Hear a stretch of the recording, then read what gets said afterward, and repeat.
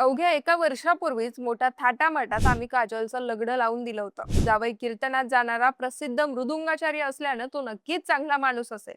आपली पोरगी त्याच्या सोबत कायम सुखात राहील याच विश्वासानं आम्ही तिला सासरी पाठवलं. पण आज तीच पोरगी आमच्यात नाहीये. मंडळी, काळीच पिळवटून टाकणारी ही व्यथा आहे त्या बापाची ज्यानं आपल्या लेकीच्या सुखासाठी सर्वस्व पणाला लावलं होतं. पण आज त्या लेकीवर इतकी वाईट वेळ आली की तिनं मृत्यूला कवटाळणं पसंत केलं. पतीच्या अनैतिक संबंधाला आणि सासरच्या सततच्या छळाला कंटाळून काजल अमोल लघाणे या नवविवाहितेनं आत्महत्या केली आहे. ही धक्कादायक घटना छत्रपती संभाजीनगरच्या वाळूज एमआयडीसी परिसरातील रांजणगाव शेणपुंजी या ठिकाणी घडली आहे. या प्रकरणी आता काजलचे वडील शेतकरी अण्णासाहेब जाधव यांनी एमआयडीसी वाळूज पोलीस ठाण्यात आपली फिर्याद दाखल केली आहे. तर काजलचा पती मृदुंगाचार्य अमोल लघाडे महाराज हा सध्या फरार असून पोलिसांकडून त्याचा शोध सुरू असल्याचं कळतंय. पण लग्नानंतर काजल सोबत नेमकं काय घडलं? आता तिच्या आत्महत्येनंतर जाधव कुटुंबियांनी कोणते गंभीर आरोप केलेत? त्याची स्टोरी मी तुम्हाला या व्हिडिओत सांगणार आहे. नमस्कार, मी पूजा आणि आपण पाहतायत समांतर. मंडळी, या घटनेतील आरोपी पतीचे नाव आहे अमोल बाबासाहेब लघाणे, जो रांजणगाव शेणपुंजी येथील गणेश नगर इथला रहिवासी आहे. कीर्तनामध्ये तो उत्कृष्ट मृदुंग वादन करत असल्यानं मृदुंगाचार्य म्हणून तो जिल्ह्यात प्रसिद्ध आहे. वाद्य सरगम या नावानं तो क्लासेस देखील चालवतो. कपाळावर गंध, गळ्यात तुळशीची माळ, भगव उपर्ण अशा सोज्वळ वारकरी वेशात तो नेहमीच वावरतो.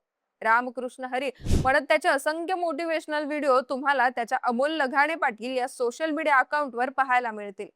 आता एवढा चांगला नवरदेव मुलगा म्हटल्यावर कुठलाही बाप त्याला आपली मुलगी द्यायला एका पायावर तयार होईल. जालन्याच्या बदनापूर तालुक्यातील देवपिंपळगाव येथील रहिवासी असणारे शेतकरी अण्णासाहेब जाधव यांनी नेमकं तेच केलं. काजल ही त्यांची अतिशय सुस्वभावी मुलगी. वर्षभरापूर्वी तिचा विवाह अमोल लघाणेशी पार पडला. 25 मार्च 2025 या दिवशी अतिशय थाटामाटात काजल आणि अमोलचा लग्न सोहळा झाला.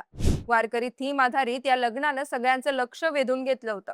टाळ मृदुंगाच्या गजरात विवाह संपन्न झाला आणि काजल आपल्या सासरी निघून गेली. सुरुवातीला काजलचा संसार अगदी सुरळीत चालू होता. पण नंतर पती पत्नीमध्ये वाद व्हायला लागले आणि या वादाला कारण ठरले होते अमोलचे दुसऱ्या महिलेसोबत असलेले अनैतिक संबंध.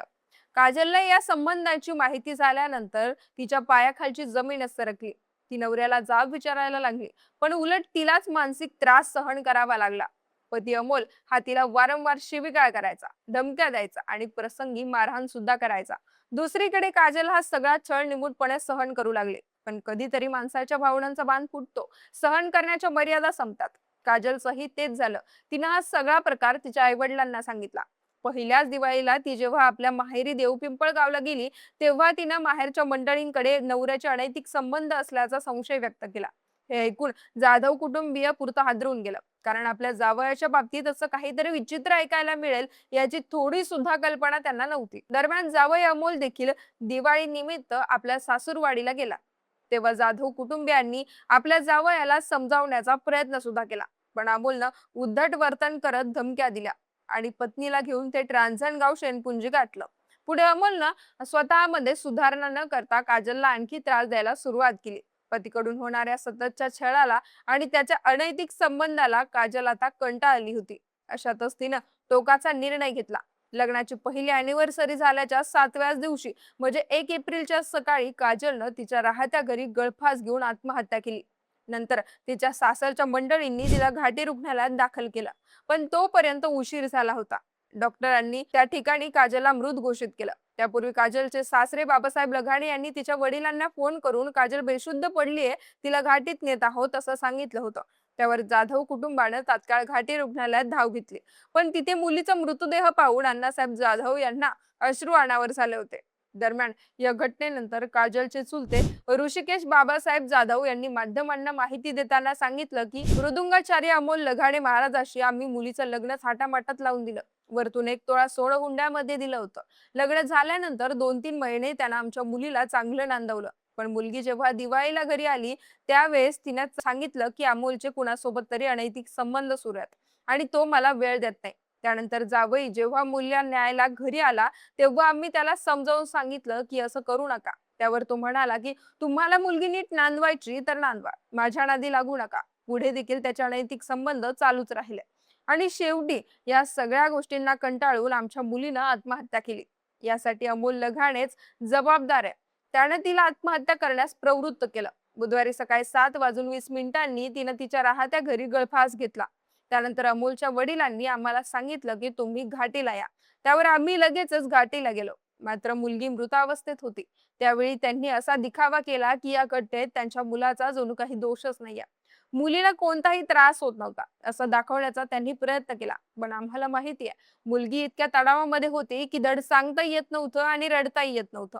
अशी माहिती काजलच्या चुलत्यांनी माध्यमांना दिली आहे. दरम्यान या प्रकरणी आता अण्णासाहेब जाधव यांनी MIDC वाळूज पोलीस ठाण्यात फिर्याद दाखल केली असून अमोल लघाणे याच्यावर आत्महत्येस प्रवृत्त केल्याप्रकरणी गुन्हा दाखल करण्यात आलाय. आरोपीला कठोर शिक्षा व्हावी अशी मागणी आता जाधव कुटुंबियांनी केली आहे. तर दुसरीकडे अमोल लघाणे हा फरार झाला असून पोलिसांकडून त्याचा शोध सुरू आहे. पण त्यापूर्वी मृदुंगाचार्य लघाणे महाराजांच्या पत्नीनं जीवन संपवल्याची बातमी समोर येताच वाळूज MIDC परिसर तसंच छत्रपती संभाजीनगर शहरात खळबळ उडाली होती. पण लघाणे महाराजांच्या अनैतिक संबंधामुळे त्यांच्या पत्नीनं आत्महत्या केल्याचं कळताच सर्वांना धक्का बसला.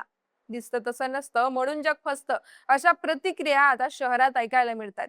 बाकी पोलिसांकडून आरोपीला केव्हा अटक केली जाते, त्याच्या चौकशीतून नक्की कोणती माहिती समोर येते आणि ही खरंच आत्महत्या होती की काही घातपाताचा प्रकार होता, ते पाहणं आता महत्वाचं असणार आहे. मंडळी, या घटनेबद्दलच्या तुमच्या काही प्रतिक्रिया असतील तर आम्हाला कमेंट्सच्या माध्यमातून कळवा आणि समांतरला सबस्क्राईब करायला विसरू नका.